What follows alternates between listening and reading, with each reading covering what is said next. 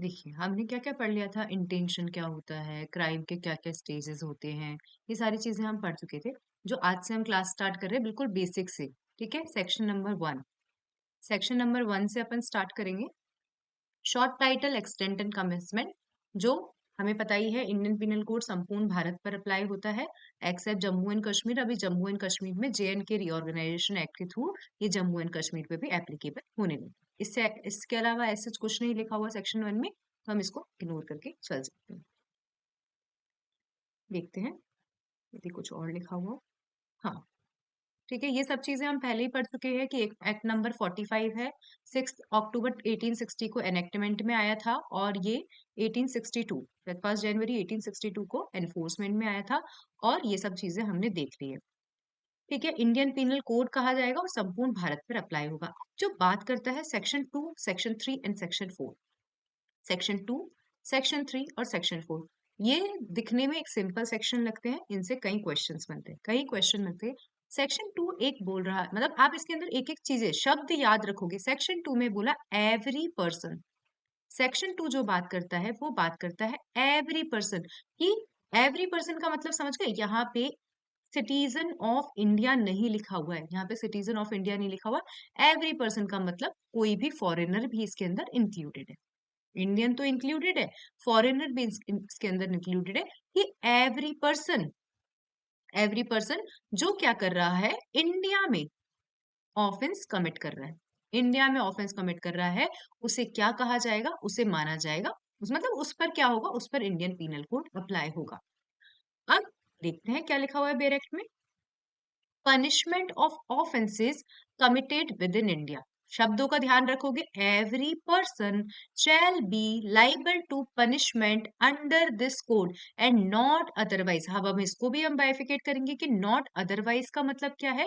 तो every person shall be liable to punishment under this code and not otherwise for every act, और act के साथ हमें क्या लिखना है, ओमिशन भी लिखना है। फॉर एवरी एक्ट और omission contrary to the provisions thereof of which he shall be guilty within India। Section number 2 समझ में आ गया, एक बार हैंड रेज कर दो। मैंने बोला एवरी पर्सन, दो जो इंपॉर्टेंट बातें थी, मैंने क्या कहा, एवरी पर्सन, ठीक है, जिसने ऑफेंस किया है इस एक्ट के, और नॉट अदरवाइज, शब्द क्या लिखा हुआ है, नॉट अदरवाइज, तो हम नॉट अदरवाइज को भी पढ़ेंगे, तो वो क्या रहेगा, गिल्टी, गिल्टी रहेगा विद इन इंडिया। तो सेक्शन 2 आपको एक चीज समझ में, इंडिया के ऑफेंस, जो इंडिया के अंदर ऑफेंस हुए हैं उनकी बात करता है। थोड़ा सा मैंने एडिशनल लिखने का ट्राई किया है, देखो ये नोट्स मिलेंगे नहीं, मैं आपको हैंड रिटन ही दूंगी, लेकिन जो मैंने एडिशनल लिखने का ट्राई किया है वो मैं आपको एक बार बता देती हूँ।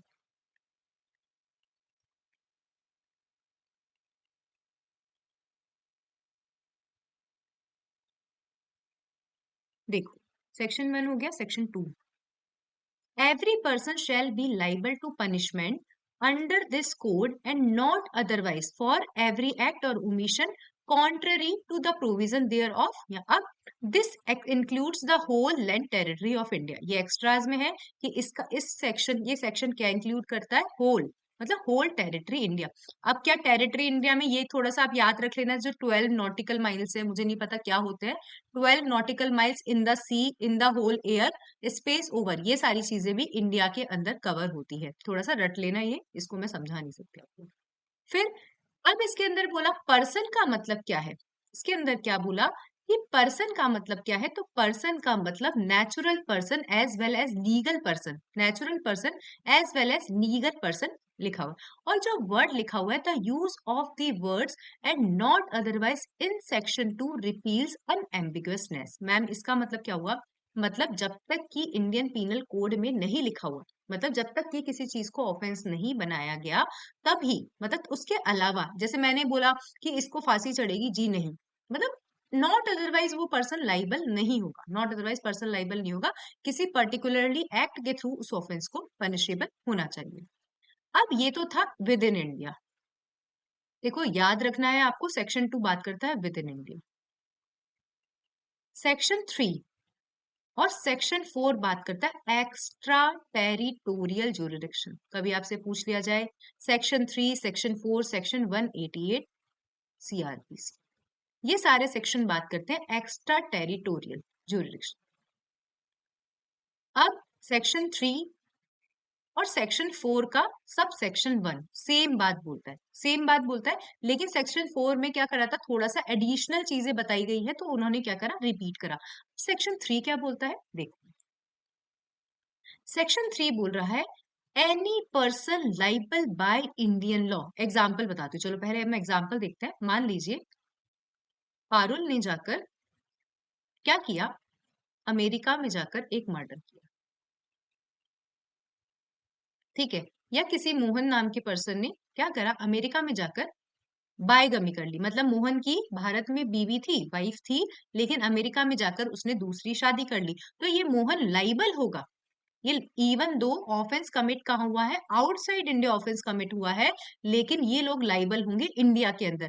कहने को ये ऑफेंस कहाँ कमिट हुआ है, कहने को ये ऑफेंस कमिट हुआ है extra territorial, with in India commit नहीं हुआ, विद इन इंडिया कमिट नहीं हुआ, आउटसाइड इंडिया कमिट हुआ है।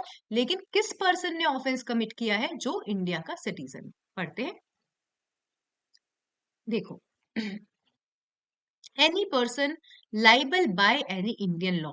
देखो यहाँ पे सिटीजन वर्ड नहीं लिखा हुआ, लेकिन इन्होंने प्लस करके क्या लिख दिया, any person liable by any Indian law to be tried for an offence committed beyond India shall be dealt with according to the provision of this code for any act committed beyond India in the same manner as if such act had been committed within India. उसको कैसे punishable किया जाएगा, उसको ऐसे ही punishable किया जाएगा as if the offense committed within India। वापस याद करते हैं कि if any person who is liable by Indian law commits any offense या commits any act which is punishable under this code outside India, he shall be punished same as the offense has been committed in India। Hand raise कर दीजिए, समझ में आया section 2 और section 3।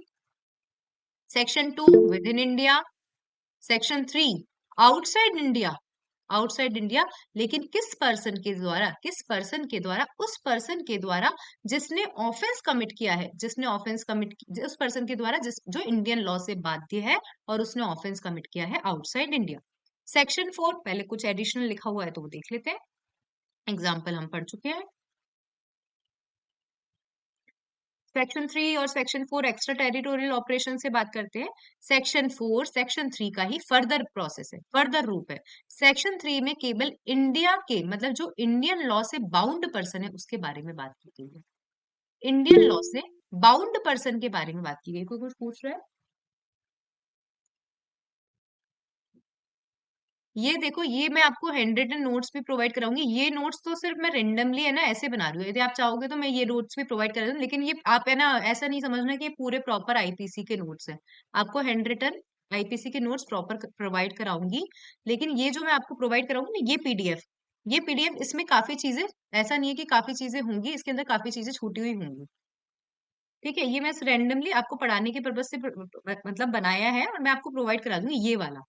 लेकिन आप इसको पूरा इंडियन पिनल कोड 1860 के नोट्स मत मान लेना, ठीक है। बाकी मैं आपको हैंड रिटन पूरे नोट्स प्रोवाइड कराऊँ, क्योंकि इसमें हो सकता है कुछ कुछ चीजें छूटी हुई हो। अब देखो, अब आ जाओ extension of code to extra territorial offences. ये हमने पढ़ी लिया कि सेक्शन 3 और मैंने क्या बोला था, सेक्शन 3 और सेक्शन 4 का सब सेक्शन 1 सेम बात करता है, extension of code to extra territorial offence. The provision of this code apply also to any offense committed by any citizen of India in any place without or beyond India। ये section 3 में भी यही बात कही थी कि कोई भी पर्सन जो सिटीजन ऑफ इंडिया है, कोई भी पर्सन जो सिटीजन ऑफ इंडिया है, उसने विदाउट और बियॉन्ड इंडिया, विदाउट और बियॉन्ड इंडिया कोई ऑफेंस कमिट किया है, वो पर्सन लाइबल होगा, ठीक है। मैं पूछूंगी, बाद में पूछूंगी। अब आ जाओ कोई ऐसा पर्सन, हाँ ma'am, ma'am without without and beyond में क्या डिफरेंस होगा? इसको इतना दिमाग मत लगाओ, विदाउट और बियॉन्ड लिखा हुआ है ना, आउटसाइड। अब तो ये सोचो एक्स्ट्रा टेरिटोरियल विदाउट इंडिया के बाहर। एंड बियॉन्ड लिखा हुआ है। ठीक है, अब तो ये सोचो कि सिर्फ इंडिया के बाहर है, इसके अंदर इतना दिमाग मत लगाओ कि without and beyond. Without India का मतलब विद इन इंडिया नहीं किया गया, बियॉन्ड इंडिया का मतलब इंडिया के बाहर किया गया है, दोनों का मतलब सेम है, कुछ एक्स्ट्रा डिफरेंस होगा, तुम एक बार इसको देख लो। ठीक है, आप तो जस्ट ये याद करो कि इंडिया के बाहर उसने क्या किया है, ऑफेंस किया है, लेकिन वो सिटीजन ऑफ इंडिया है। और एक चीज मैं एक बार और बताती हूँ, सेक्शन 3 में क्या वर्ड लिखा हुआ है, any person who is liable under under Indian law, हाँ, who is liable under Indian law. और जो सेक्शन 4 में शब्द लिखा हुआ है, वहां शब्द लिखा हुआ है 4 के 1 में, एनी सिटीजन ऑफ इंडिया। ठीक है, तो थोड़ा सा आपको ये थोड़े छोटी छोटी चीजें हैं, ये बारीक वाली ऐसी चीजें हैं जो आपको एग्जाम में थोड़ा हो सकता है मार्क्स एक्स्ट्रा दिला दे, लेकिन बात दोनों की सेम ही करिए। उसने कहा any person who is liable by Indian law, और नीचे लिखा हुआ है any citizen of India.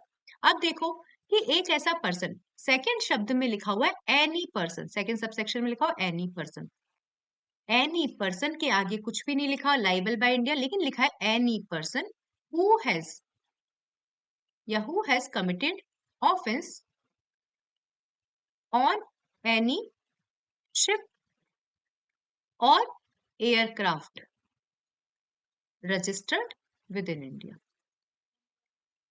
Registered within India. इसका मतलब क्या हुआ, पहली तो बात आपने समझ ली, एनी पर्सन का मतलब सिटीजन और नॉन सिटीजन।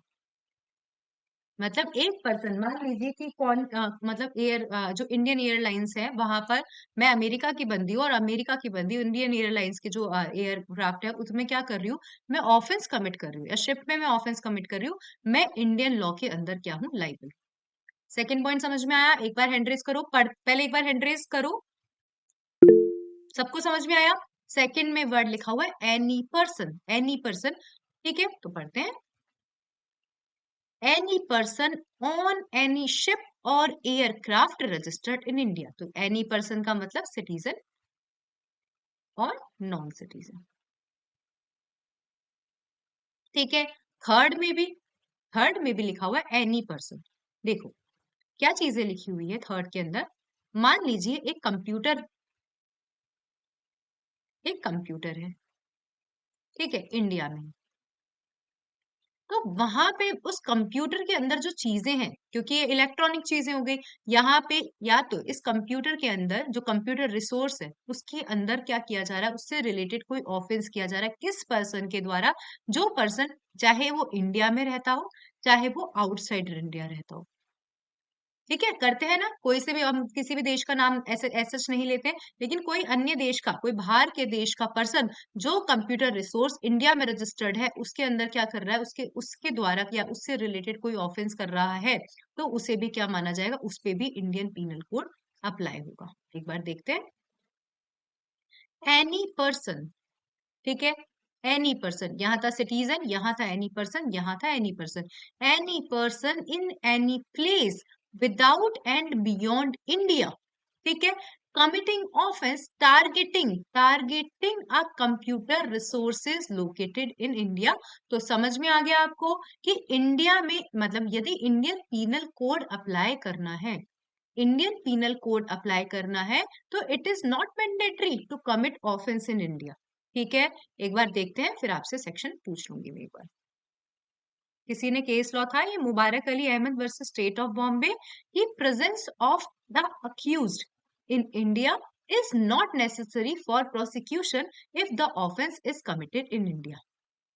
समझ में आया, एक बार हैंड रेज कर दीजिए, समझ में आया, क्विकली से एक बार क्विकली रिवाइज कर लेते हैं। सेक्शन नंबर 2 में with in India, section number 2 में लिखा हुआ है विद इन इंडिया, और लिखा हुआ है एनी पर्सन, एनी पर्सन। ठीक है, अमेरिका के पर्सन ने भी यहाँ पे आके मर्डर कर दिया, तो क्या इंडिया में आके मर्डर कर दिया तो वो लाइबल है। सेक्शन नंबर 3 में लिखा हुआ है any person who is liable by Indian law commit offence outside India, तो भी वो कैसे पनिश होगा, वो ऐसे पनिश होगा जैसे कि ऑफेंस इंडिया में कमिट किया गया है। Section 4(1), any citizen committed offence beyond और beyond and outside India. Second, any person who has committed offense on any aircraft or ship registered in India. और एनी पर्सन जिसने ऑफेंस कमिट किया है targeting computer resources located in India, और it is not mandatory to present in India. यदि आपको Indian penal code लगाना है, इसमें ये जरूरी नहीं है कि वो जो ऑफेंस है इंडिया में होकर कमिट किया गया हो या वो पर्सन का इंडिया में होना जरूरी हो। ठीक है, सेक्शन 1 से लेकर 4 इतना ही पढ़ना है, ज्यादा दिमाग नहीं लगाना। यदि बुक्स में भी जाओगे बहुत सारी चीजें डीप में दिख रही है। और एक चीज और बताती हूँ आपको, क्वेश्चन जो आते हैं आपके, मान लीजिए मोहन है, आउटसाइड इंडिया ऑफेंस कमिट करके आया। अब इसको पकड़ोगे कहाँ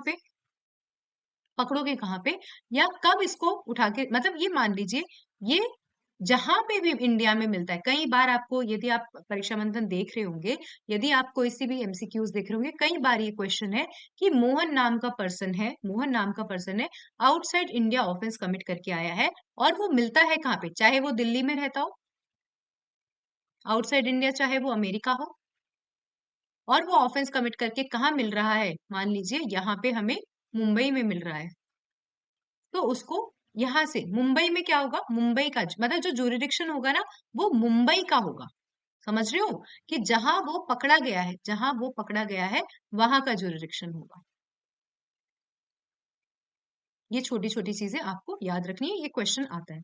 सेक्शन 5, इंडियन पीनल कोड कहाँ अप्लाई नहीं होता। कहाँ अप्लाई नहीं होता इंडियन पीनल कोड, तो हमें पता ही है, स्पेशल लॉज, लोकल लॉज। ये तो हर चीज में एक्सेप्शन बने रहते हैं, और एक चीज का एक्सेप्शन और है, वो देख लेते हैं।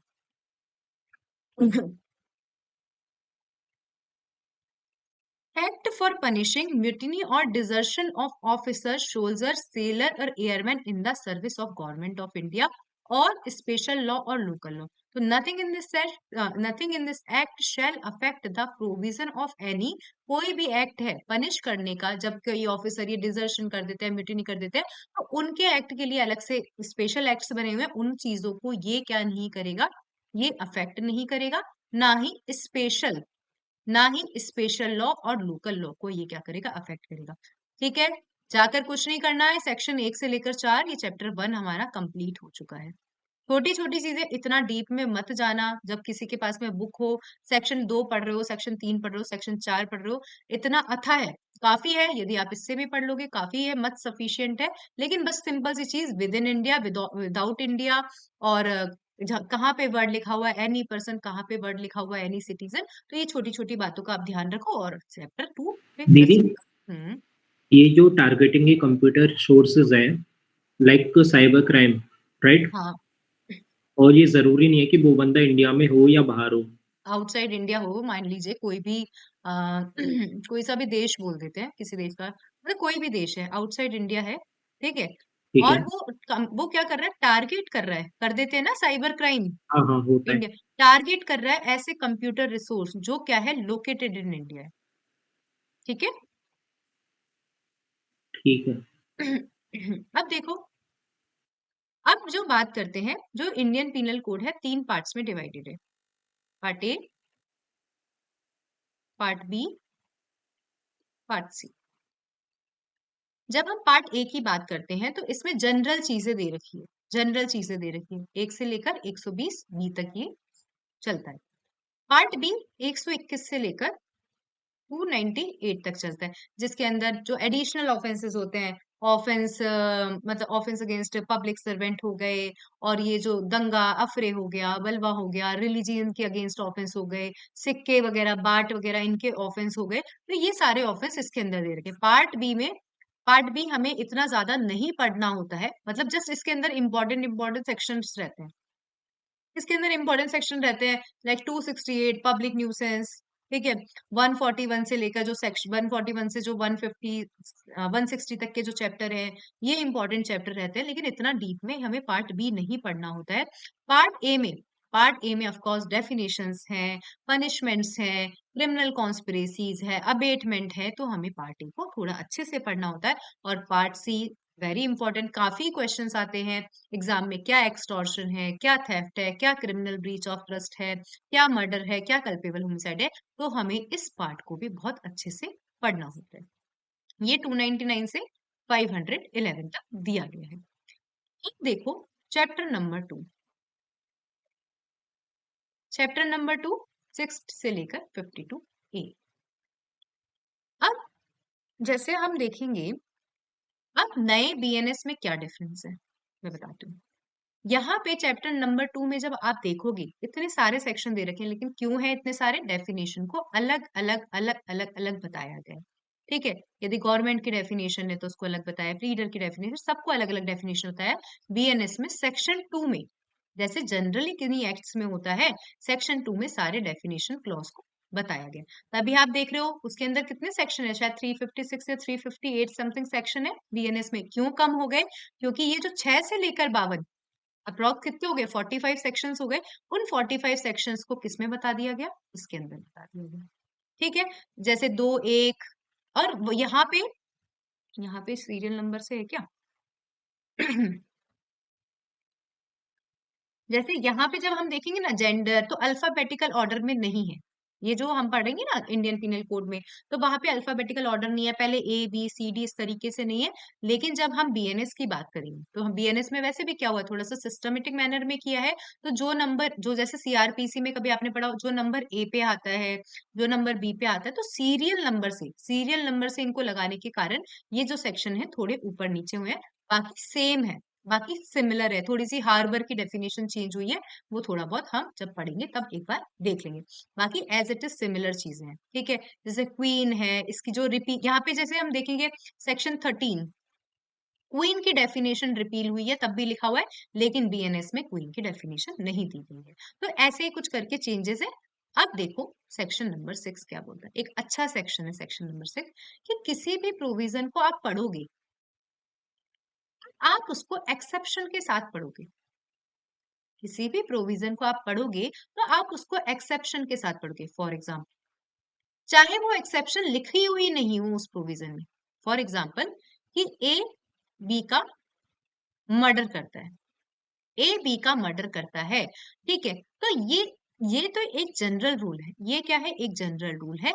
लेकिन यदि ए की उम्र 7 साल है, यदि ए की उम्र 7 साल है, तो वो एक्सेप्शंस में कवर करता है। वो क्या आएगा, एक्सेप्शन में, चाहे ए ने बी का मर्डर किया हो, चाहे ए ने बी का मर्डर किया हो, लेकिन हम इसको हमेशा किसके साथ पढ़ेंगे, एक्सेप्शन के साथ पढ़ेंगे। यदि ए की उम्र यदि 7 साल से कम है, तो इसे एक्सेप्शन की कैटेगरी में माना जाएगा, उससे उसके उसके ऊपर कोई ऑफेंस का चार्ज नहीं लगेगा। ठीक है, तो सेक्शन 6 यही बात करता है। देखते हैं,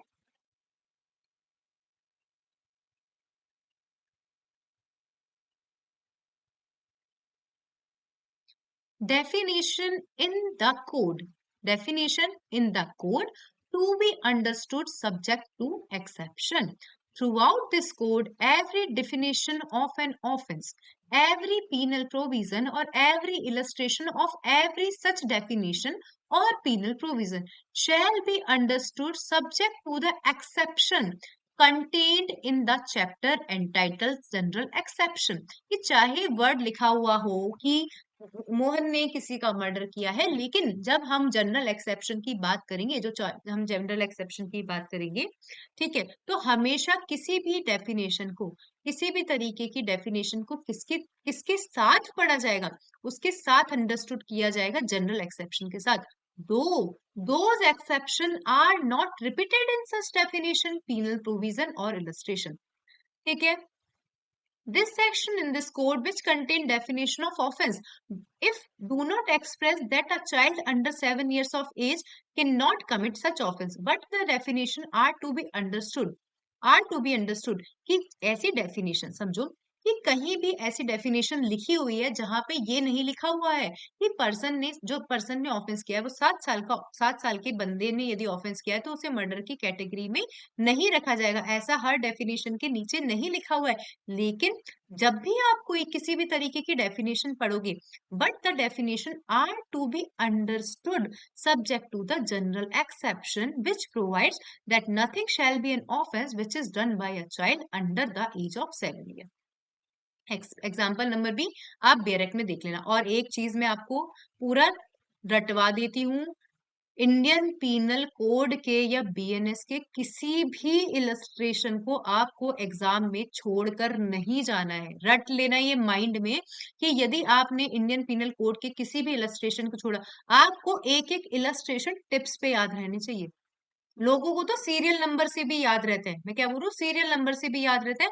आप सीरियल नंबर से याद मत करो, इतना ओवर इंटेलिजेंट नहीं होना। हमेशा हर चीज की ओवर जो चीजें होती है वो गलत होती है।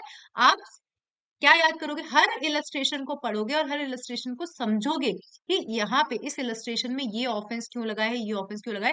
क्योंकि जब प्रैक्टिकल क्वेश्चन आते हैं ना क्रिमिनल के पेपर में, एज इट इज उठ के क्वेश्चन आते हैं, एज इट इज जो इलस्ट्रेशन नीचे दे रखे हैं, नाम वाम चेंज कर देंगे, थोड़े से फैक्ट्स चेंज कर देंगे, बाकी एज इट इज इलस्ट्रेशन आते हैं।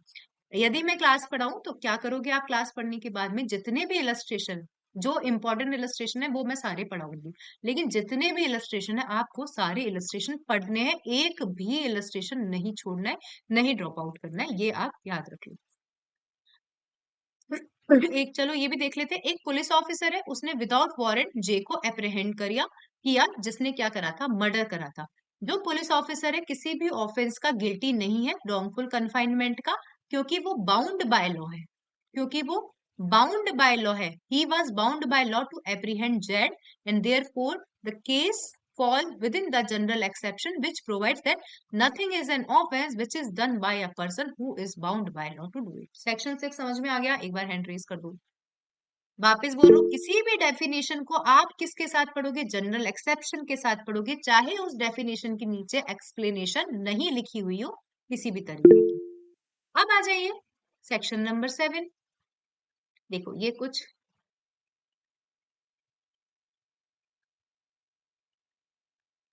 Sense of expression once explained. मैं कॉल रिसीव कर लूं।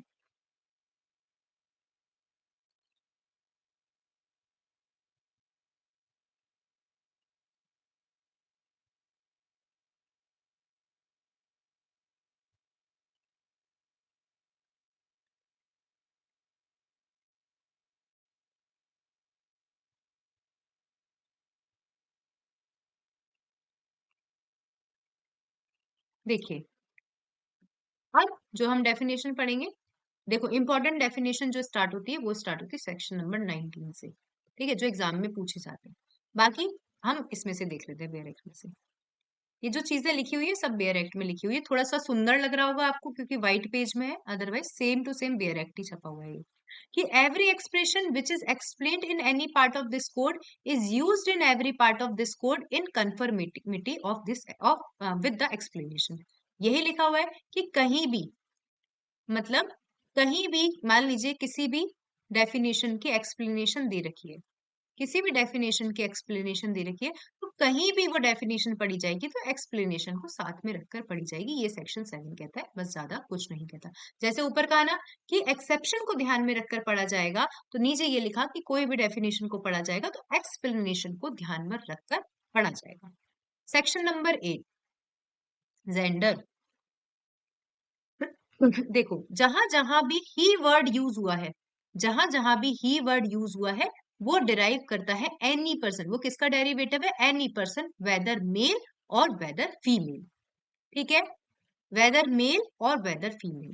ठीक है, क्योंकि हर जगह ऐसा नहीं लिखा इन्होंने शी, ठीक है, तो इन्होंने स्पेसिफिकली मेंशन कर दिया कि जहां भी ही लिखा हुआ है, जहां भी ही लिखा हुआ है वो डेरिवेटिव है किसका, एक जो भी जेंडर, जेंडर को इन्होंने ध्यान नहीं रखा, डेरिवेटिव है किसका, मेल फीमेल। अब बीएनएस में क्या डिफरेंट है, किसी ने पढ़ा है बीएनएस में क्या एक्स्ट्रा लिखा हुआ है, हैंड रेज करो किसी ने पढ़ा हो तो। शिवानी बताओ। Third gender. ट्रांसजेंडर के बारे में कहा गया है। तो समझ में आया बीएनएस में क्या डिफरेंस है। क्योंकि आप इस तरीके से कैसे बोल सकते हो कि मेल फीमेल ये कहाँ गए, तो ट्रांसजेंडर के बारे में भी वहां पे लिखा हुआ है कि जेंडर के अंदर मेल फीमेल और ट्रांसजेंडर तीनों इंक्लूडेड है, जहां भी ही वर्ड लिखा हुआ है। याद रहेगा, मतलब याद तो कब रहेगा, वो अब जब आपके नए एक्ट एनफोर्समेंट में भी आ जाएंगे। तो ऐसा सुनने में आ रहा है कि उनको एग्जाम में आने में 3 साल लगेंगे। ठीक है, तो अभी जो करंट चल रहा है उसी पे ध्यान रखते हैं, लेकिन बताती जाती हूँ कि कुछ कुछ नया है तो मैं आपको चीजें बता रही हूँ। अब देखो नंबर का मतलब नंबर में लिखा है सिंगुलर नंबर में प्लूरल नंबर है और जहाँ प्लूरल नंबर है वहाँ सिंगुलर नंबर है, ये लिखना भी नहीं चाहिए था मुझे नोट्स में, पता नहीं मैंने क्यों लिख दिया। मैन और वुमेन, मैन का मतलब है denotes a male human being of any age. The word woman denotes a female human being of any age. ठीक है, इसका एक केस लॉ था, एक छोटी लड़की थी, 6 मंथ्स की लड़की थी, है ना, लड़की मतलब 6 मंथ के चाइल्ड था, तो मतलब उस पे एक पर्सन है, उस पे इसका रेप का इल्जाम लगा। किसका इल्जाम लगा? रेप का चार्ज लगा। तो वो बोली कि वो तो बच्ची बहुत छोटी है, वो बच्ची बहुत छोटी है, मैं कैसे रेप कर सकता हूँ। तो वहां पे इस डेफिनेशन क्लॉज को क्या लिया गया था, यूज लिया गया था वहां पे, क्योंकि क्या लिखा हुआ है, वुमन मतलब वुमेन ऑफ एनी एज। ठीक है, तो ये जस्ट एक एग्जाम्पल था और मैंने कहीं पे किसी केस लॉ में पढ़ा था, इसलिए मैं आपको बता रही हूँ। मैन वुमेन हमें हमारा हो गया। पर्सन, पर्सन की हम डेफिनेशन पहले भी पढ़ चुके हैं। पर्सन के अंदर क्या इंक्लूडेड है? पर्सन के अंदर लीगल पर्सन भी इंक्लूडेड है, नेचुरल पर्सन भी इंक्लूडेड है। लीगल पर्सन में company, association, body of person, whether corporated और इनकॉर्पोरेटेड, ये दोनों इंक्लूडेड है। पब्लिक, पब्लिक मतलब एनी क्लास ऑफ पब्लिक, ये सब चीजें देख लेना, इतना इंपॉर्टेंट नहीं है। ये ऐसे पूछ सकते हैं आपसे एग्जाम में, प्री में पूछ सकते हैं किस सेक्शन नंबर में कहा गया है, पब्लिक को कहाँ डिफाइन किया गया है, पर्सन। तो अभी आप क्या याद रखोगे, एक तो ही याद रख लेना, ही को कहाँ डिफाइन किया गया है, एक वो जेंडर को कहाँ डिफाइन किया गया है, वो ध्यान रख लेना। एक आप मैन वुमेन देख लेना, एक आप पर्सन देख लेना, और एक आप पब्लिक देख लेना। ठीक है, आरजेएस प्री में क्या क्वेश्चन आया था, यहाँ पे मैंने लिखा नहीं है, सेक्शन 13 नहीं लिखा हुआ।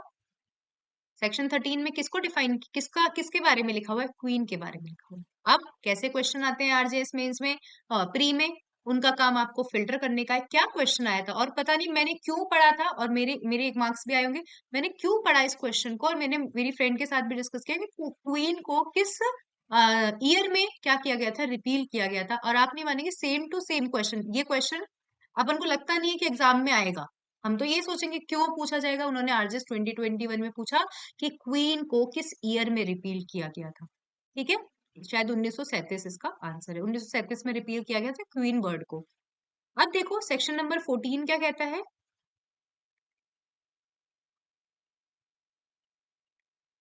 Servant of government. Servant of government का मतलब है कोई भी ऑफिसर, कोई भी सर्वेंट जो कंटिन्यूड है, अपॉइंट है और एम्प्लॉयड है।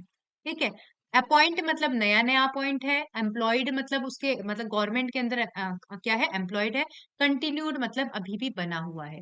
ठीक है, उनको किसकी कैटेगरी में माना गया है, सर्वेंट ऑफ गवर्नमेंट की कैटेगरी में माना गया। नहीं इंपॉर्टेंट है, थोड़ा सा आपको बस पता होना चाहिए।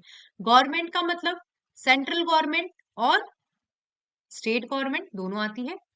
अब आते हैं सेक्शन जज, ये होते हैं सेक्शन, तो इनमें से पूछा जाता है what do you mean by जज। अब देखो जज का मतलब क्या होता है,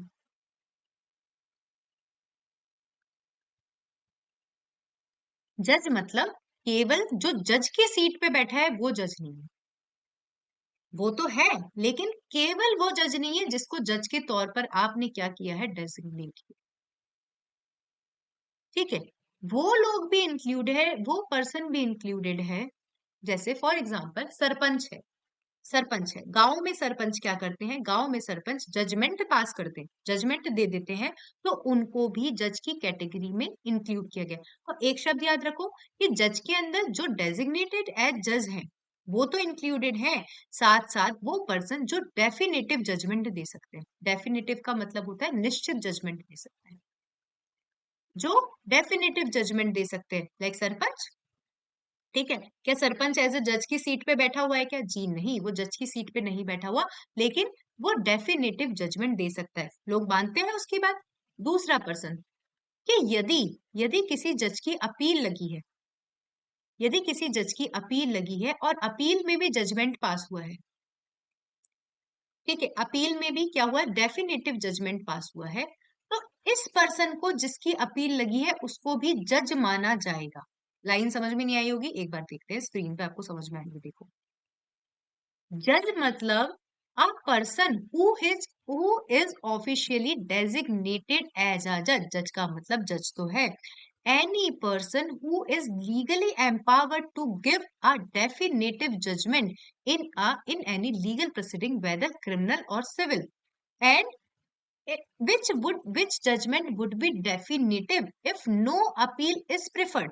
ऐसा होता है ना, किन्हीं जजमेंट्स की अपील नहीं लगती है, किन्हीं जजमेंट्स की अपील नहीं लगती है। तो यहाँ पे थोड़ी सी इन्होंने बोला कि जिसकी अपील नहीं लगती है उसको भी क्या माना जाएगा, उसको भी जज माना जाएगा। मान लीजिए पारुल के कोर्ट की अपील नहीं लगती है, पारुल के कोर्ट की अपील नहीं लगती है, पारुल ने जो जजमेंट पास किया उसकी अपील नहीं लगती है, ठीक है, तो पारुल डेफिनेटिव जजमेंट दे सकती है, इसको भी हम क्या मानेंगे, जज मानेंगे। बताओ Abhinshika. Ma'am, I have a doubt that appeal नहीं लगना, what does it mean? Ma'am कहीं कहीं केसेस ऐसे होते हैं ना जिनकी अपील नहीं लगती है, जैसे क्रिमिनल है, फॉर एग्जाम्पल क्रिमिनल है, क्रिमिनल में आपको पता है अपील राइट नहीं होता, नहीं पता होगा आपको ना। Yes, okay. क्रिमिनल जैसे सिविल है, सिविल केसेस में अपील लगाना राइट है, ठीक है, लग जाती है अपील, लेकिन क्रिमिनल केसेस में केवल उन्हीं चीजों की अपील लगती है जो सेक्शन 372 से लेकर 380 में दिए गए हैं, उसमें सीआरपीसी में, ठीक है, उन्हीं चीजों की अपील लगती है जिसको स्पेसिफिकली मेंशन किया गया 372 से 380। लेकिन ऐसी और भी तो चीजें हो सकती है जिनकी मतलब इनके अलावा ऐसी भी तो चीजें हो सकती है, इनके अलावा जो सेक्शन है उनकी अपील नहीं लगती ना। तो इन्होंने मतलब आप थोड़ा सा भी कंफ्यूज मत हो, आप सिंपल सा लो कि जिन केसेस की अपील नहीं लगती है उसमें किसी जज ने जजमेंट दिया है तो उसका जजमेंट भी, उसको भी किसकी कैटेगरी में माना जाएगा, जज की कैटेगरी में माना जाएगा, ठीक है। Thank you ma'am. लाइन पढ़ोगे समझ में आएगा, देखना देखो, और any person who is legally empowered to give definitive judgment in any legal proceeding, whether civil or criminal, and which judgment would be definitive if no appeal is preferred against it। अब एक और देखो, सुनो, मान लो पारुल है, ठीक है, पारुल है, एक तो पारुल के जजमेंट की अपील नहीं लगती तो उसका वैसे ही डेफिनेटिव जजमेंट है, निश्चित जजमेंट है, और पारुल के केसेस की अपील लग भी सकती है, पारुल के केसेस की अपील लग भी सकती है, लेकिन अपील नहीं लगाई है किसी ने। जैसे मान लीजिए पारुल ने एक जजमेंट पास किया, ठीक है, प्रिया मैम के अगेंस्ट या प्रिया मैम के फेवर में जजमेंट पास किया, या प्रिया मैम के अगेंस्ट जजमेंट पास किया, अब किसी भी तरीके की अपील नहीं लगाई है तो भी तो मेरा जजमेंट डेफिनेटिव है। डेफिनेटिव का मतलब समझ गए क्या, निश्चित, समझ गए क्या, निश्चित, मतलब यदि अपील लगती भी है और अपील नहीं भी लगाई है तो क्या होगा, तब भी मुझे क्या, किसकी कैटेगरी में माना जाएगा, जज की कैटेगरी में माना जाएगा, ठीक है। थोड़ा सा रटने वाला है लेकिन हम क्या करेंगे, अभी दोबारा याद करेंगे तो आपको समझ में आएगा। पहला मतलब, पहला नंबर है जज, दूसरा number who can give definitive judgment, third, third लिखा हुआ है कि whose appeal could be preferred, whose appeal could be preferred but not preferred, उसका भी जो जजमेंट है उसको भी जज की कैटेगरी में कंसीडर किया जाता है। अब और देखो,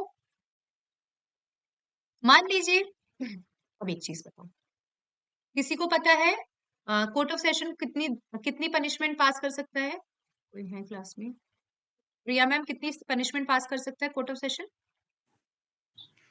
मैम वो डेथ तक दे सकता है कंफर्म करके हाई कोर्ट को। डेथ तक दे सकता है कंफर्म करके हाई कोर्ट को, तो यहाँ पे वर्ड लिखा है डेथ। अब क्या कोर्ट ऑफ सेशन ने डेफिनेटिव जजमेंट दिया, क्या डेथ पास करी तो क्या डेफिनेटिव जजमेंट दिया है यहाँ पे कोर्ट ऑफ सेशन ने? Yes ma'am. मतलब कब दिया डेफिनेटिव जजमेंट, जब कंफर्म हुआ, जब कंफर्म हुआ हाँ। किसी अथॉरिटी के द्वारा। तो यहाँ पे ये लाइन भी लिखी हुई है, देखो, और विच, मतलब इस कोर्ट ऑफ सेशन को जज माना गया ना कहने को, जब तक वो कंफर्म नहीं होता, जब तक वो कंफर्म नहीं होता कहने को, तब भी कोर्ट ऑफ सेशन जज है, लेकिन जो उसने डिसीजन दिया है कंफर्म हो जाता है तो क्या है, तो भी कोर्ट ऑफ सेशन जज है। देखो लिखो कि और विच जजमेंट वुड बिकम डेफिनेटिव, होता ना, कोर्ट ऑफ सेशन का जो जजमेंट है डेफिनेटिव हो जाएगा, कब डेफिनेटिव हो जाएगा, after confirmation by other authority. अब जब मैं नोट्स को इसको दूंगी आपको तो मैं इसको 3 पार्ट्स में डिवाइड कर दूंगी। Who would give a definitive judgment, एक पर्सन जो डेफिनेटिव जजमेंट दे सकता है, पहला तो डेफिनेटिव जजमेंट दे सकता है, ठीक है। दूसरा, डेफिनेटिव जजमेंट का मतलब समझ गए, जिसकी अपील नहीं लगती है। दूसरा, जिसकी अपील लगती है लेकिन जिसकी अपील प्रेफर नहीं की गई है। और तीसरा, जिसका जजमेंट डेफिनेटिव होगा, कब होगा, after confirmation of the authority. इसको भी जज की कैटेगरी में रखा गया है। आई होप दोनों पॉइंट आपको समझ में आ गए होंगे। एक बार हैंड रेज कर दो, एक बार हैंड रेज कर दीजिए। याद कर लो, जज मतलब जज जो बैठा हुआ है। जज मतलब एक पर्सन जिसकी अपील नहीं लगती, जो डेफिनेटिव जजमेंट दे सकता है, वो भी जज है। एक पर्सन जिसकी अपील लग सकती है लेकिन किसी ने अपील नहीं लगाई, वो भी जज है। और एक पर्सन जिसका जजमेंट डेफिनेटिव होगा जब कंफर्मेशन हो जाएगी किसी अदर अथॉरिटी के द्वारा, तो वो भी जज की कैटेगरी में ही आता है। अब देखिए और कौन आते हैं।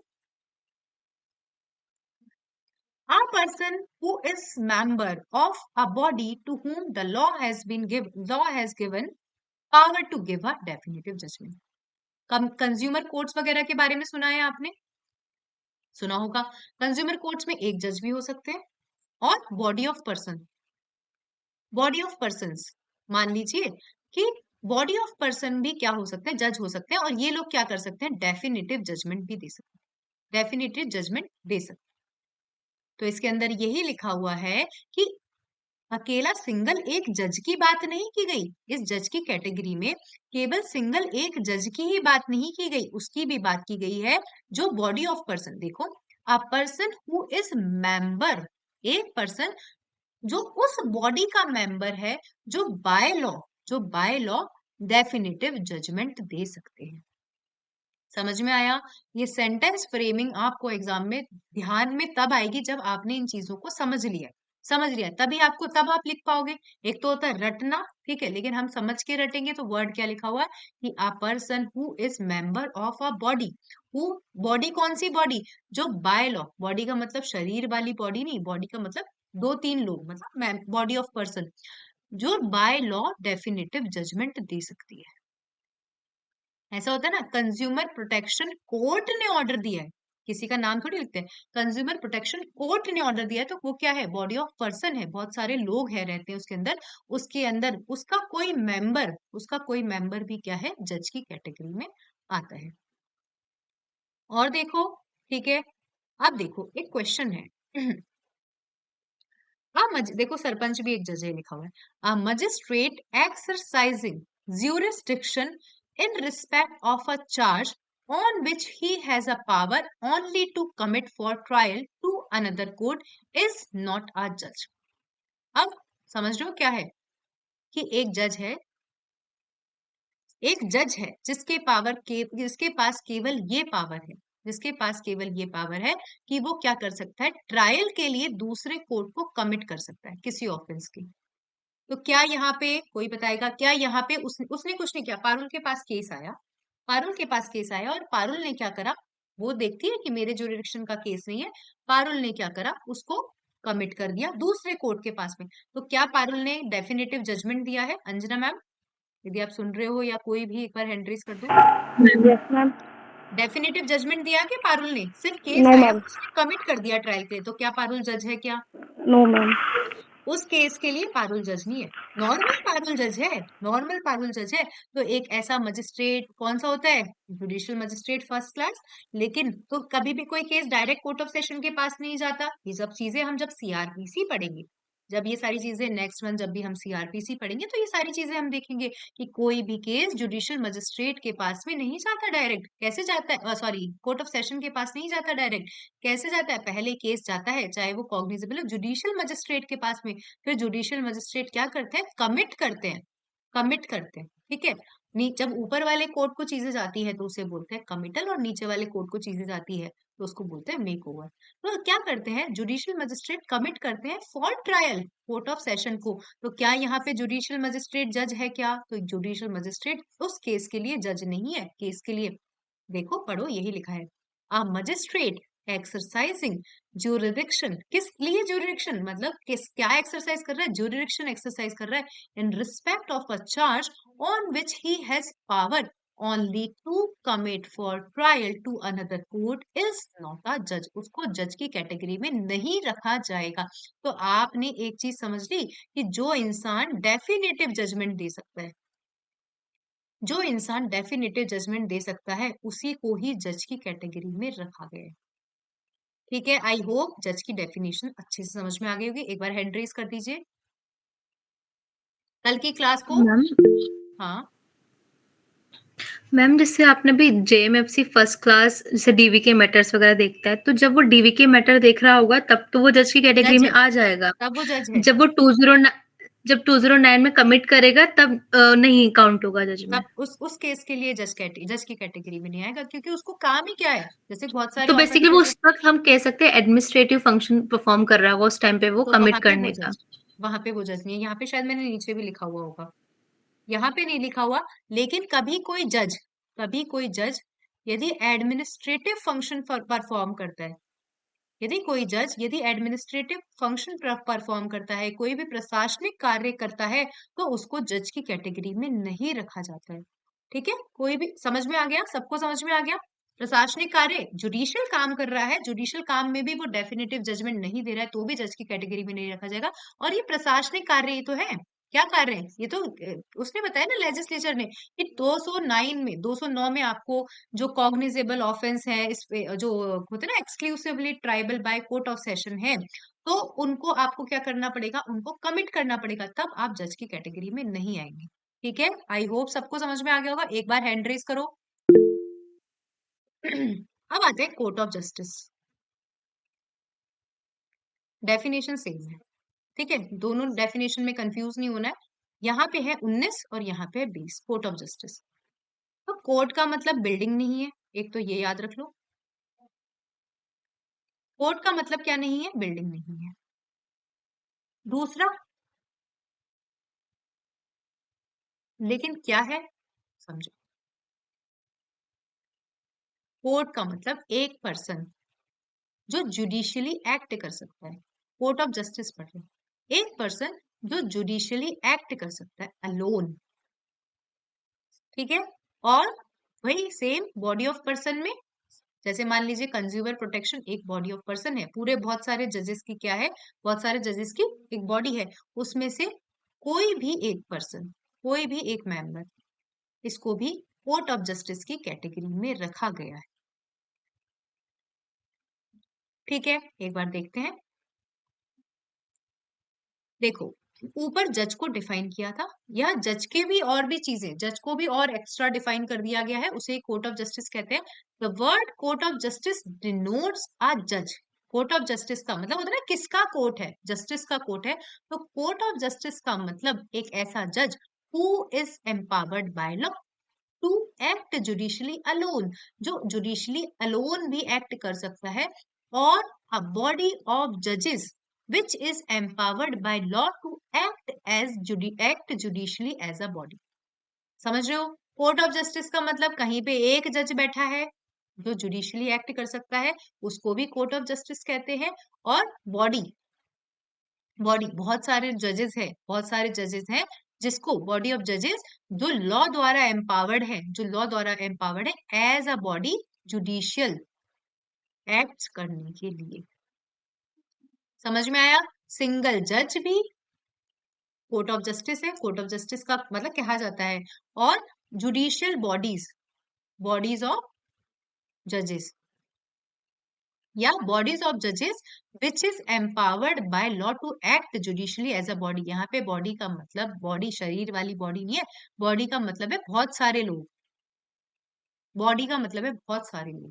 ठीक है, अब और देखते हैं और क्या लिखा है, फिर पूछते हैं। Court does not mean the place और building where the judicial function are perform. ठीक है, कोर्ट का मतलब बिल्डिंग नहीं है, मैं आपको पहले बता चुकी हूँ। कोर्ट का मतलब है, जब हम बात करते हैं किस कोर्ट ने जजमेंट दिया है, किस कोर्ट ने जजमेंट दिया है, तो वहां पे हम क्या रेफर करना चाह रहे हैं, वहां पे हम रेफर करना चाह रहे हैं एक जज ने, एक जज ने जजमेंट दिया है, या किस कोर्ट ने जजमेंट दिया है, एक बॉडी ऑफ जजेस ने, बॉडी ऑफ जजेस ने जजमेंट किया है, तो इनको कहते हैं court of justice. It does not refer with in respect of place और building where the judicial functions are perform.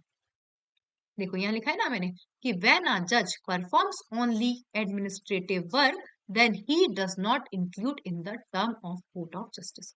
जब एक क्या कर रहा है, जब एक जज क्या कर रहा है, केवल एडमिनिस्ट्रेटिव काम कर रहा है, उसको कोर्ट ऑफ जस्टिस की कैटेगरी में नहीं रखते हैं। आई होप आपको अच्छे से सेक्शन 6 से लेकर सेक्शन 20 तक का सेक्शन समझ में आ गया होगा। कुछ हैंड रिटन नोट्स में देख लेते हैं, कुछ एक्स्ट्रा है क्या, इसको एक बार बंद करते हैं। देखो इसमें देख लेते हैं, इसमें कुछ एक्स्ट्रा है क्या पीडीएफ में, ये सब हम चीजें पढ़ चुके हैं।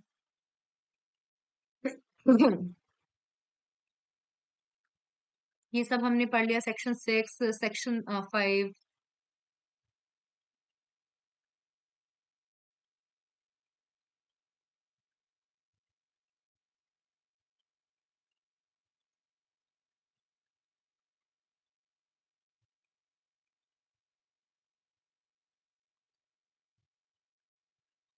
ये देख लो, एक कलेक्टर जो जुरिडिक्शन एक्सरसाइज कर रहा है, मतलब स्पेसिफिकली मेंशन किया गया होगा सेक्शन 10 के 1859 में कुछ एक्ट। एक कोई कलेक्टर है जो जुडिशली वर्क कर रहा होगा, उसको जज की कैटेगरी में रखा गया है। एक मजिस्ट्रेट है जो फाइन और इम्प्रिजनमेंट की सेंटेंस लगा सकता है, वो जज है।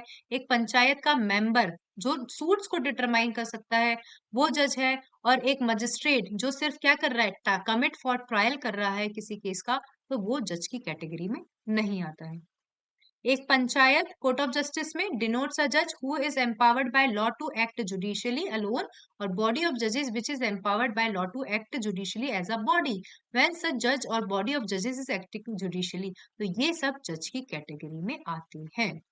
आज हम सेक्शन 21 की क्या कर लेते हैं, डेफिनेशन ऊपर ऊपर से देख लेते हैं, फिर हम बाद में पढ़ेंगे क्या एमएलए पब्लिक सर्वेंट है क्या, ये सारी चीजें पूछी जाती है एग्जाम में। ठीक है, सेक्शन 21 में जो चीजें लिखी हुई है, एक बार याद रखना है। सीपीसी में क्या लिखा हुआ है, पब्लिक ऑफिसर। और आईपीसी में क्या लिखा हुआ है, पब्लिक सर्वेंट। बहुत सिमिलर सी डेफिनेशन है, बहुत सिमिलर सी डेफिनेशन है, लेकिन ये छोटी छोटी चीजें आपको पता होनी चाहिए कि यहाँ पे ऑफिसर वर्ड लिखा हुआ है, यहाँ पे पब्लिक सर्वेंट वर्ड लिखा हुआ है। देखो क्या क्या कौन कौन होते हैं पब्लिक सर्वेंट, बाकी केस लॉस वगैरह हम कल पढ़ लेंगे, लेकिन अभी हम पब्लिक सर्वेंट की डेफिनेशन पढ़ लेते हैं। ठीक है, 12 इसके अंदर पॉइंट्स हैं पब्लिक सर्वेंट के अंदर। देखो हम कैसे याद करते हैं, जैसे मैं कैसे याद करती हूँ मैं आपको बताऊंगी, जिसने मेरे साथ सीपीसी पढ़ा होगा उसको भी मैंने याद कराया होगा। सबसे ऊपर हम किसको मानते हैं, जैसे कहने को तो एयरफोर्स। तो कोई भी कमीशन्ड ऑफिसर है मिलिट्री एयरफोर्स में ऑफ इंडिया में, इसको पब्लिक सर्वेंट की कैटेगरी में माना जाता है। किसमें माना जाता है, पब्लिक सर्वेंट की कैटेगरी में माना जाता है। फिर हम किसको मानते हैं, हम तो खुद को, भाई कौन है, देश चला तो रहे हैं, कौन चला रहा है, जजेस। जजेस ये तो एडमिनिस्ट्रेटिव वाले हो गए, अब होते हैं जज। तो जजेस को भी पब्लिक सर्वेंट की कैटेगरी में, एवरी जजेस, एवरी जज including any person who is empowered by law to discharge whether by himself or as a member of any body of person any adjudicate function। ठीक है, तो सबसे पहले एयरफोर्स के कमीशन्ड ऑफिसर, यहाँ पे लिखा है कमीशन्ड ऑफिसर। दूसरा कोई भी जज जो एक्टिंग एज ए जुडिशियल मतलब अलोन और as a body of person भी काम कर रहा है, तो उसको भी जज की कैटेगरी में रहता है। फिर क्या होता है, जज के जो जज का कोर्ट होता है वहां पे और भी तो लोग काम करते हैं, तो कौन कौन से लोग काम करते हैं, देखो क्या क्या काम कर सकते हैं, सोचो। कोर्ट है तो कोर्ट में क्या होंगे, एविडेंसेस होंगे। ठीक है, प्रॉपर्टीज आएगी कोर्ट में, कोई भी इन्वेस्टिगेशन मतलब ऐसे कुछ काम होंगे, कुछ कोई ना कोई ऑफिसर होगा जो चीजों को इन्वेस्टिगेट करेगा। तो ये सारे लोग भी पब्लिक सर्वेंट की कैटेगरी में आते हैं। तो ये सारे लोग कौन है, member of court of justice. कौन है ये सारे लोग, member of court of justice.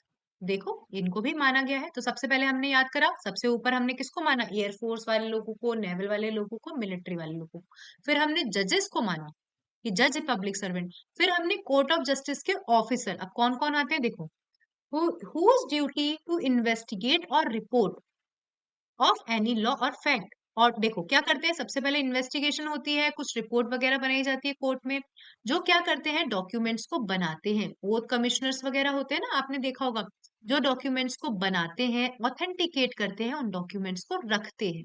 जो प्रॉपर्टी का क्या लेते हैं, चार्ज लेते हैं और प्रॉपर्टी को डिस्पोज करते हैं, जो किसी भी तरीके का जुडिशियल प्रोसेस एग्जीक्यूट करते हैं, जो ओथ को एडमिनिस्ट्रेट करते हैं, इंटरप्रिटेटर भी लोग बैठे रहते हैं जो इंटरप्रिटेशन करते हैं, कोर्ट के ऑर्डर को प्रिजर्व करके रखते हैं, और every person specially authorised by a court of justice to perform any such duties, इनको हमने किसकी कैटेगरी में रखा है, पब्लिक सर्वेंट की। क्या क्या करा हमने, देखो हमने क्या पढ़ा, जो मुझे याद आ रहा है, कोर्ट ऑफ जस्टिस के अंदर जो क्या करते हैं, इन्वेस्टिगेट या किसी भी तरीके का जुडिशियल प्रोसेस करते हैं।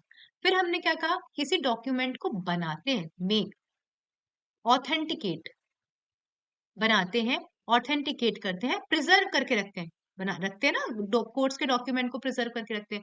किसी भी प्रकार की प्रॉपर्टी का चार्ज लेते हैं, भाई कोर्ट में प्रॉपर्टी आई है तो उसका चार्ज लेते हैं और प्रॉपर्टी को कहीं ना कहीं डिस्पोज ऑफ भी तो करना पड़ेगा, डिस्पोज ऑफ करते हैं, ओथ एडमिनिस्टर करते हैं।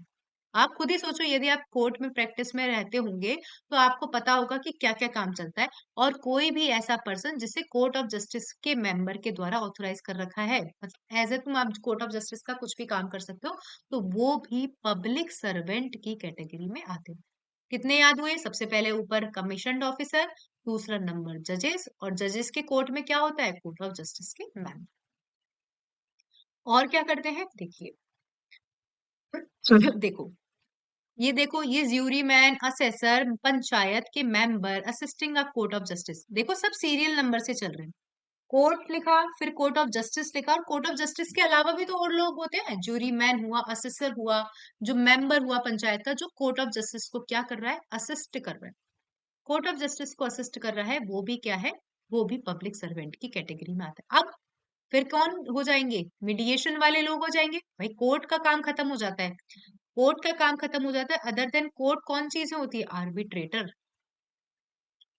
आर्बिट्रेटर एक तीसरा पर्सन होता है जो दो लोगों के बीच में क्या करता है, मतलब सुलझाता है चीजों को, कि भाई जब कोई पर्सन कोर्ट में नहीं जाना चाहता, लीगल प्रोसेस के थ्रू आगे प्रोसीड नहीं करना चाहता, तो वो कहाँ जा सकता है, आर्बिट्रेशन, मीडिएशन। तो इन आर्बिट्रेटर को भी क्या माना गया है, कोर्ट की कैटेगरी, मतलब पब्लिक सर्वेंट की कैटेगरी में माना गया। सब नंबर से चल रहा है, सबसे पहले हमने जो वो भी याद करे, कमीशन ऑफिसर, फिर जज याद करे, फिर कोर्ट ऑफ जस्टिस, सब एक देखो इनके नीचे से नीचे चल रहे हैं, जज से नीचे कोर्ट ऑफ जस्टिस के मेंबर, कोर्ट ऑफ जस्टिस से नीचे जो कोर्ट ऑफ जस्टिस को असिस्ट करते हैं, ठीक है, और उसके नीचे कौन हुआ, आर्बिट्रेटर। अब बाहर आ गए हम, न्यायालय से बाहर आ गए, तो न्यायालय से बाहर कौन हुए, आर्बिट्रेटर। तो ये हमने 5 पॉइंट याद कर लिए, 6 पॉइंट। अब देखो और कौन होते हैं देखो इसके बाद कौन हुए, आप देखो, आपने जज वज पढ़ लिए, तो उसके बाद कौन हो सकते हैं आपकी नजर में पब्लिक सर्वेंट, पुलिस वाला। यही मानते हैं ना हम, पब्लिक सर्वेंट है पुलिस वाला, जो पर्सन को कन्फाइनमेंट में रख सकता है, जो पर्सन को कन्फाइनमेंट में रख सकता है, उसको मानते हैं। और कौन दिखते हैं आपको रास्ते में, कौन दिखते हैं, ट्रैफिक पुलिस ऑफिसर, जिनका काम क्या है, पब्लिक सेफ्टी का ध्यान रखना, पब्लिक सेफ्टी का ध्यान रखना। तो ये भी देख लेते हैं 2 point. Every person who holds an office by virtue of his empowered to place or keep any person in confinement। तो ये कौन से हैं जो जेल में बंद करके रख सकते हैं, ठीक है। तो मैंने ऐसे सीरियल नंबर से याद करके हम लोग किस किस के बारे में सोच सकते हैं पब्लिक सर्वेंट के लिए। फिर हम कौन से लोग सोच सकते हैं, जो लोगों की पब्लिक हेल्थ और सेफ्टी और कन्वीनियंस का ध्यान रखते हैं, जो ऑफेंडर को जस्टिस तक, मतलब ऑफेंडर को लेकर आते हैं न्याय तक, जो ऑफेंसेस की क्या देते हैं, इंफॉर्मेशन देते हैं। अब देखो और क्या हो सकता है, समझो, गवर्नमेंट। तो गवर्नमेंट, एक मान लीजिए नरेंद्र मोदी, तो नरेंद्र मोदी थोड़ी काम करता है, प्रॉपर्टी का जो रख रखाव है वो नरेंद्र मोदी थोड़ी करते हैं, कौन करते हैं, कौन करते हैं, कोई और लोग होंगे जो क्या करते हैं, प्रॉपर्टी को गवर्नमेंट के बिहाफ पर रिसीव करते हैं, एक्सपेंड करते हैं। भाई इन्वेस्टमेंट भी तो करती है अकेली गवर्नमेंट थोड़े सारे काम करते हैं, गवर्नमेंट में काम करने वाले लोग हैं जो प्रॉपर्टी को गवर्नमेंट के बिहाफ पे या इनकम को गवर्नमेंट के बिहाफ पे रिसीव करते हैं, एक्सपेंड करते हैं, और देखो क्या क्या करते हैं, सर्वे करते हैं ना, सर्वे, असेस करते हैं, और किसी भी रेवेन्यू प्रोसेस को एग्जीक्यूट करते हैं, और बस ये सारी चीजें हैं, ठीक है। रिसीव करते हैं, कीप करते हैं, एक्सपेंड करते हैं गवर्नमेंट के बिहाफ पे जो प्रॉपर्टी आती है उनको, ठीक है, और किसी भी तरीके का सर्वे करते हैं, असेसमेंट करते हैं, वो हमने देख लिया। फिर और कौन देखते हैं हम लोग? इनकम टैक्स ऑफिसर, ये लोग भी तो देखते हैं, ये भी तो गवर्नमेंट के ऑफिसर है। इनकम टैक्स ऑफिसर हो गया या किसी भी तरीके का असेस करने वाले ऑफिसर हो गए, ठीक है, तो ये लोग भी क्या है, ये लोग भी कौन है? Government officer. तो every officer whose duty is as such officer to take, receive और कीप और एक्सपांड एनी प्रॉपर्टी, कैसे? टू मेक एनी सर्वे और असेसमेंट और लेवी एनी रेट और tax for any secular common purpose. ठीक है, तो इतना हमको इतना दिमाग नहीं लगाना है।